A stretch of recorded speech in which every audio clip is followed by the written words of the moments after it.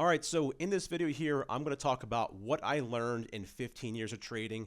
I'm going to I'm going to go through all the good, the bad, the ugly, the prop firms, the rise of prop firms, and everything that's going on there now, and then of course how I've been progressing as a trader here, and really talk about these things here to hopefully help you guys, in your journey.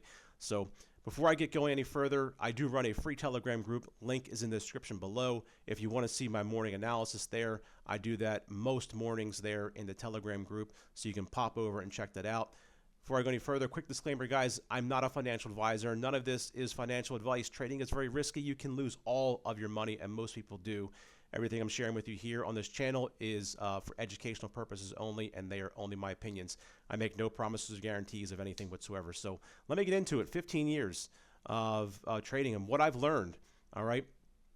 So I've been a part of a lot of programs, and I bought courses in the past myself. I've bought systems, and a lot of them have helped me in certain ways, in certain areas, and I've been able to pick and pull what I liked in trading. And honestly, after all said and done, what it all came back to was naked charts. Now, the first point I'm going to touch on is that any type of trading can work, all right? All types of trading can work, all right? Indicators, naked charts, algorithms, systems, it doesn't matter. It's whatever fits you, all right?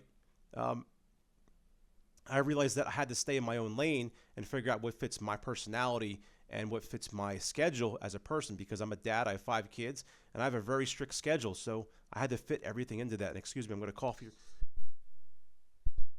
I'm doing this raw and unedited. I'm a terrible editor, so I'm just gonna, it is what it is.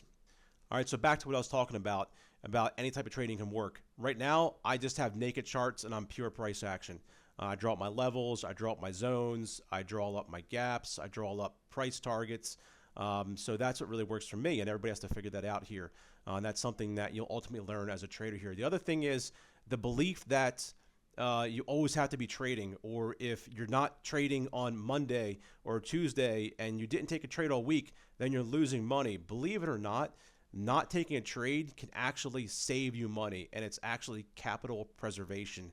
And that is something that I've learned myself over time, that I don't necessarily have to be in the market every single day. So now I just simply wait for my setup and let price come to me. And that just comes with experience and over time. Now, I get it. If you're a swing trader, a position trader, then that may be a bit different here. And that brings me up to another point here, over trading. What I've learned about myself in the past 15 years here. I was a chronic over trader. I felt like I had to get in the market, be in the market all the time, take a trade every single day. And what really stopped me from doing that is picking a session. If you're in Europe, if you're in Australia or some other place in the world, all right, what worked for me was really just picking a session. And for me, that's the New York session, because what that does is it puts structure and routine in my day for trading. And it allows me to focus that little block of time on the markets at that very, during that session there. And that also helps combat some weaknesses of mine, which is that over trading and that sense that I always have to be in the market. So when I block at that time, that's for trading. And if my setup's there, then I take my setup. If it's not there, then I simply don't take my setup. And I do apologize. I'm sick. I've been sick since like Halloween. It's really sucked. It's now February, and the kids have all been sick. I just get better. I get sick. I get better. I get sick. So I do apologize for the coughing. So let me get into other things here. The whole prop firm industry. All right, guys. When I started getting serious about trading in 2017, I didn't know a lot about these prop firms. I didn't have a lot of money to trade with, and they're just coming about. I understand some of them have been around a little longer, but they weren't really, in everybody's face like they are today here. And I've passed challenges. I've failed challenges. You don't need to rush the process. I see too many traders out there that think they have to get into a challenge. They want to pass it in a week. They want to pass it in a month. And if they're not passing in a month, then they're asking themselves, what am I doing wrong? Okay. There's nothing you're doing wrong. I can tell you right now, I'm in a challenge I started in November 17th. And the way I trade exactly in the challenge as I do when it's funded. And if I can't trade, or if I'm forcing the trades, in my challenge, I do not want that to carry over into the prop firm funded accounts here. So I just passed that into phase one at the end of January, and now I'm on the phase two, and that's halfway through phase two. So don't rush the process, guys. There's no reason to. There's no reason to do what I did in the past, where you try to rush the process and then you're buying challenge after challenge and you keep failing. Look, trade your setups, let them come to you. All right, now the whole prop firm industry and FTMO banning U.S. clients and all the other shenanigans going on. I'll be straightforward with you guys here. I still trade FX. I love trading FX, but I've also started dabbling in futures. All right. I never traded futures before, and this is part of my journey. There's no difference in the price action. It's relatively the same. It's just the futures market, and I feel more comfortable now trading futures for a prop firm than I do FX for a prop firm.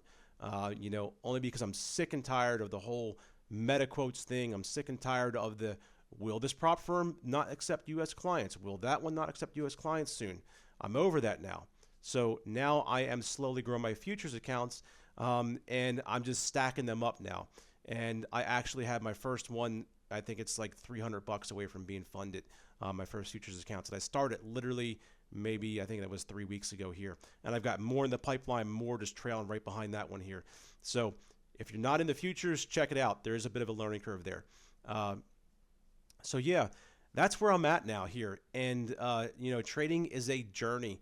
And it is a psychological journey. It is a stressful journey. It is one that you're going to have a lot of ups and downs. You're going to have the win streaks. You're going to have the losing streaks. It is a process. But trading isn't necessarily for everybody. And there does come a point where some people may have to realize that trading may just not be for them. But, I was pretty stubborn. I kept going, to be honest with you. Because I knew that me personally, for me personally, I can trade for really good technical analysis, really good analysis, but I always had the downfall of self-sabotaging myself after I take a couple losses. I do remember my first funded account. I actually got funded, and very methodical approach. And then my first day, I went up about 1.5%, and I was well on my way. Same way I trade today, but the difference now is I'm very controlled. Then I took a little loss. I didn't even go below the initial balance, but I took a little loss, and then I just said, I'm gonna make my money back. A loss. And I ended up literally blowing that account within the first freaking day. So, it is a process. It is a journey, but things are different now, and now I'm seeing a lot more consistency. And I'm just sharing with you what I've learned in these 15 years here. Trading can also affect your personal life as well here. I do have a family. I have 5 kids.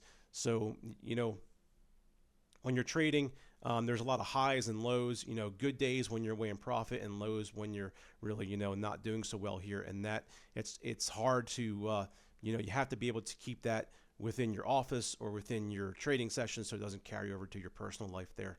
So those are, it's one thing that I've really learned is to keep trading during that session and really just cut it off then and try to walk away and understand that tomorrow's a new day here. So once again, these are the things I've learned in trading here for the past 15 years. Thanks for watching this video here. Do check out my Telegram group there for some free morning analysis, and I will see you guys very soon.